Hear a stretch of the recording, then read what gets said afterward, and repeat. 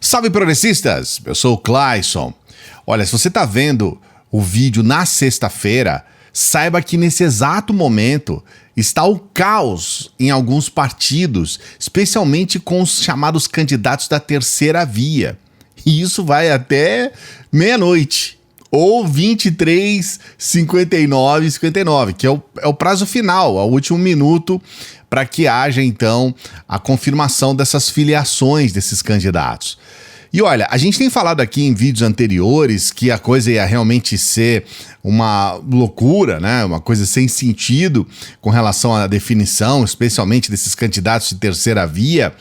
Mas mesmo a gente prevendo tudo isso, era impossível prever o que aconteceu hoje, e o que está acontecendo agora, porque realmente é assustador. Eu vou colocar todos os detalhes aqui para você, apresentar tudo que está acontecendo, o cenário todo, sempre pedindo para você dar o like no vídeo e para você se inscrever no canal, especialmente se você não é a primeira vez que está aqui.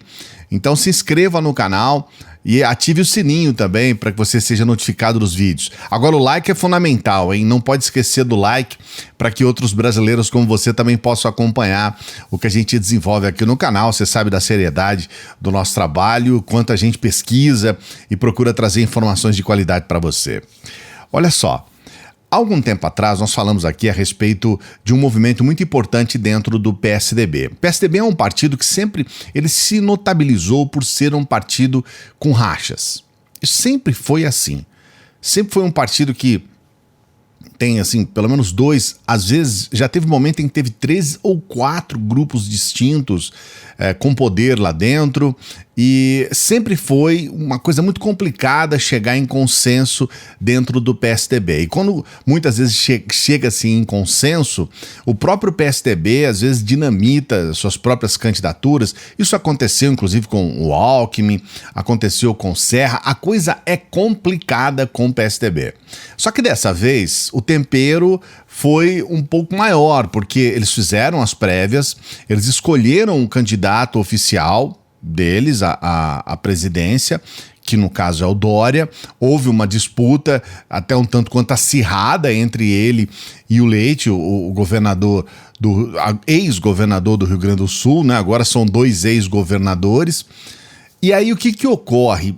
Naquele momento houve uma situação já muito complicada, porque assim os caras, vamos dar uma acalmada aí, gente. O pessoal do próprio PSDB falou, vamos parar um pouco a crítica aí, porque eles estavam se engalfinhando, o Leite com o Dória ali, numa situação que estava ficando até complicado até, porque não pareciam ser candidatos do mesmo partido, pareciam ser candidatos de oposição.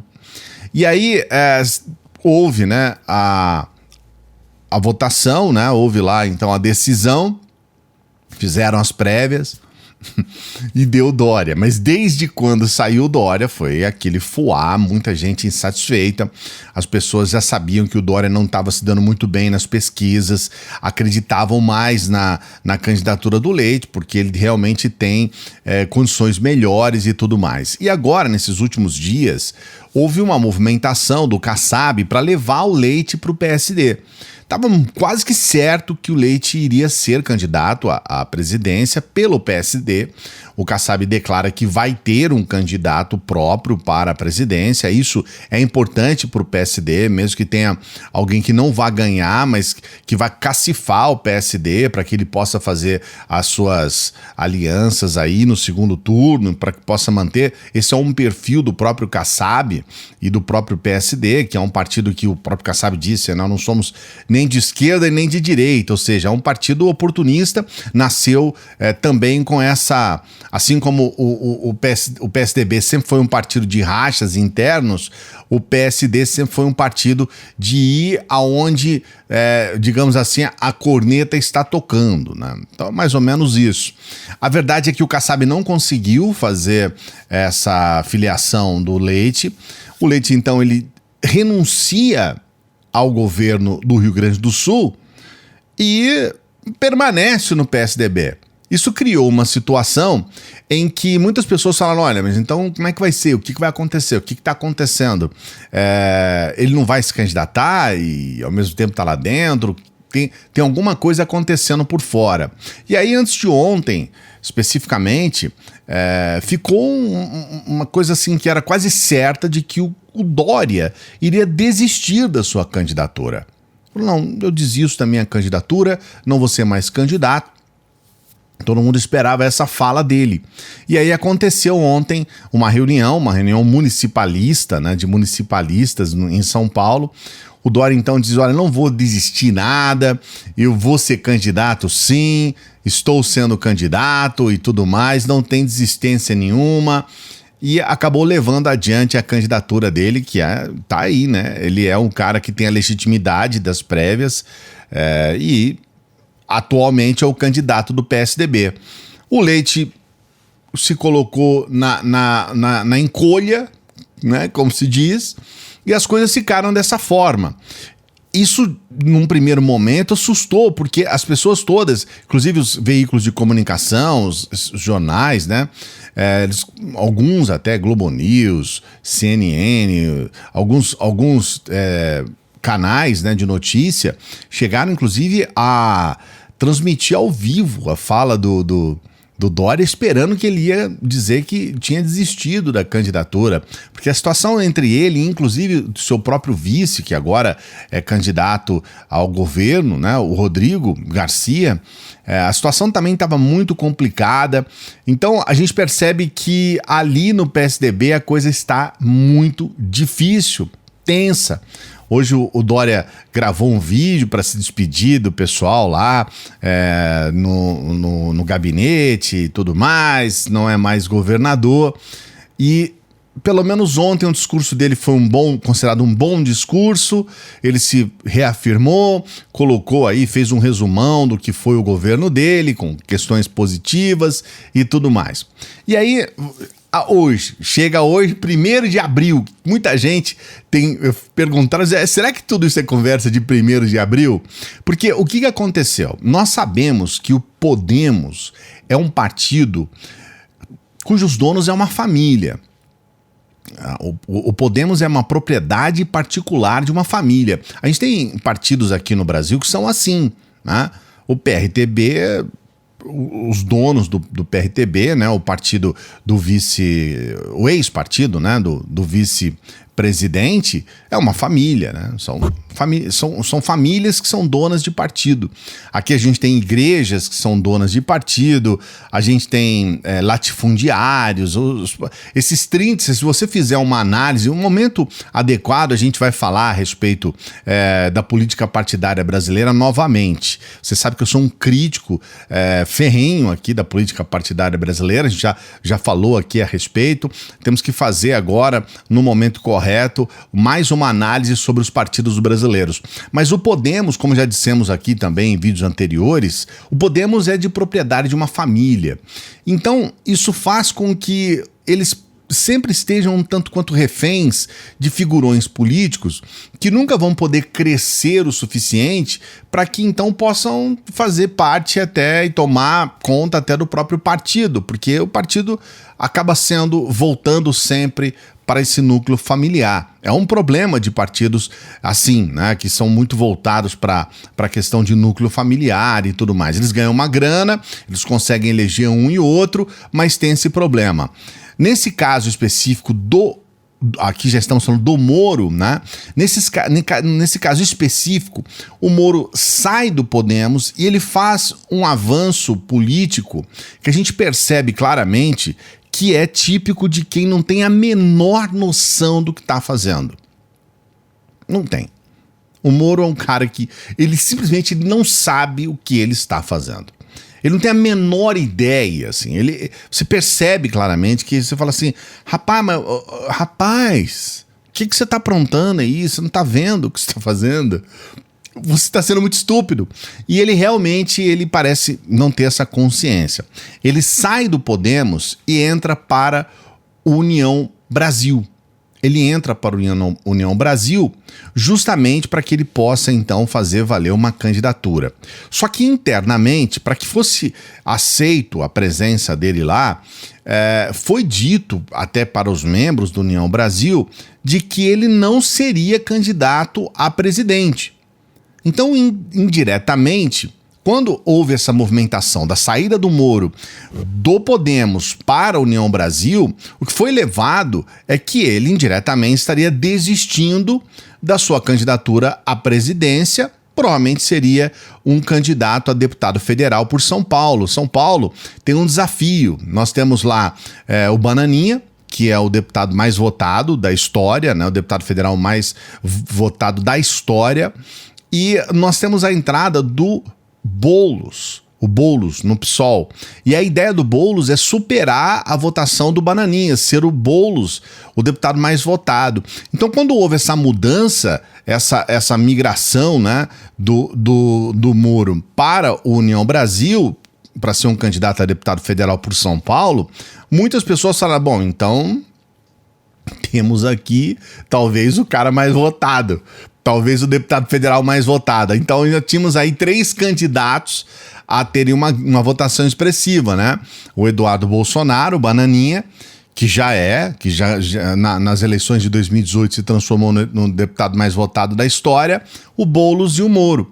Só que hoje aconteceu algo assim, que você percebe ali vamos colocar assim, essa inconsciência, né? Ele realmente não sabe mesmo.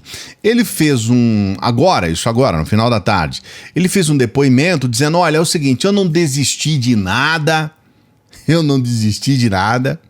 tá? E eu não vou ser candidato a deputado federal. Ele já abriu a fala dele dizendo isso aí. Eu não vou ser candidato a deputado federal. Eu não desisti de nada. E aí, qual é o resultado disso? Imediatamente, é imediato.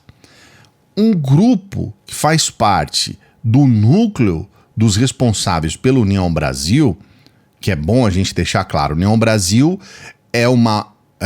União Brasil é até um nome engraçado, deveria se chamar Desunião Brasil, né? Que é uma união entre o Democratas e PSL, cujo Bittar é o responsável. O Bittar é o responsável pelo partido e o responsável por essa ida do Moro para lá. Pelo jeito, o Bittar vendeu algo para a União Brasil que o Moro desmentiu. E um grupo, então, está agora, nesse momento, está negociando a expulsão do Moro, a impugnação da sua filiação. Isso agora, nesse momento, tudo isso acontecendo nessas últimas 2-3 horas.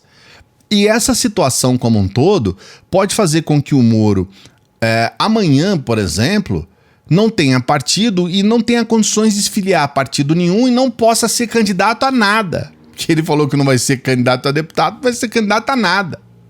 Então agora, nesse momento, enquanto você está assistindo esse vídeo, nós temos o próprio PSDB negociando a ida do Moro para o PSDB, para que ele possa se salvar de alguma forma.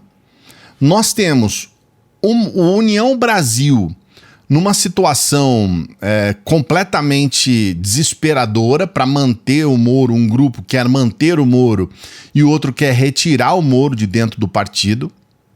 Aqueles outros que são periféricos, a gente teve um candidato, por exemplo, do Novo, que saiu do Novo para ir para o Podemos, para ser apoiado pelo Moro, se deu mal. Aí a gente tem, por exemplo, o Datena, que sai do União Brasil para ir para o PSC, base do Tarcísio, que é o candidato do Bolsonaro, sendo o Datena declarado, né, oposição ao Bolsonaro.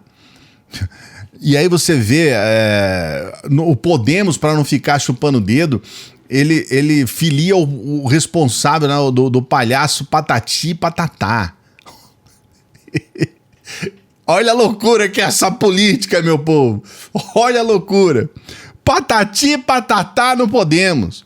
E no meio dessa história toda, no meio dessa loucura toda, essa insanidade toda, a gente vai precisar, e eu vou prometer para você que no sábado, né, amanhã a gente vai trazer um resumo final de tudo que está acontecendo, mas a gente vai precisar entender um pouco mais o que está acontecendo na prática somente depois que fechar o prazo da janela, meia-noite, depois que fechar realmente o prazo, porque é só aí que as coisas vão ser definidas. o que a gente resume dessa história toda, a conclusão, a direita está completamente, né, em pânico completo, porque, mais uma vez, é refém do Bolsonaro. Bolsonaro está tranquilão, ele já conseguiu se solidificar, o PL já tem a maior bancada, ele conseguiu levar os bolsonarentos todos para o PL, fortaleceu o PL, tanto que ele já voltou a falar besteira. Você viu o vídeo anterior nosso aqui, já tá voltando a falar besteira, a xingar, a comprar briga, porque ele se sente poderoso em relação a isso, né? Tava quietinho aí nesses últimos 2 meses aí, né? Mas agora já voltou, tá tranquilão. O PT segue numa situação tanto quanto apreensiva, porque tá vendo o Bolsonaro se aproximar, mas segue tranquilo, porque fez aquilo que tinha que fazer, solidificou essa candidatura com o Alckmin, fez que era necessário, né? As ligações ali, né, com alguns partidos, esse arranjo partidário o PT já resolveu, obviamente não ficou. Quer dizer, o que ficou para a última hora é só a terceira via mesmo, com exceção do Ciro, que a gente também não sabe o que pode acontecer com o Ciro. Mas assim, em termos de terceira via, o pânico instaurado. E a gente percebe que os 2 primeiros candidatos, até certo ponto, bem tranquilos. Essa é a conclusão. Eu quero que você me fale o que você acha a respeito dessa loucura toda. O que você pensa a respeito dessa insanidade que é este país? Coloque seu comentário aqui, não se esqueça de dar o like no vídeo, se inscreva no canal, por favor. A sua inscrição é muito importante, especialmente nesse ano de 2022. Se inscreva no canal e você pode ajudar o nosso trabalho por intermédio do Apoia-se. O Apoia-se é fundamental para que a gente possa levar adiante o nosso trabalho. Você pode nos ajudar também com qualquer valor por intermédio do Pix. A gente tem um PayPal para você que é de fora do país, tem PicPay, você tem várias formas de nos ajudar com qualquer valor, se você quiser, né? Lógico, se você quiser, qualquer valor, se você puder também, se você puder, qualquer valor nos ajuda bastante. Um grande abraço, bom final de semana, ativa o sininho aí que a gente vai ter informações sobre toda essa loucura para você no sábado, no domingo, nos próximos dias. Até mais.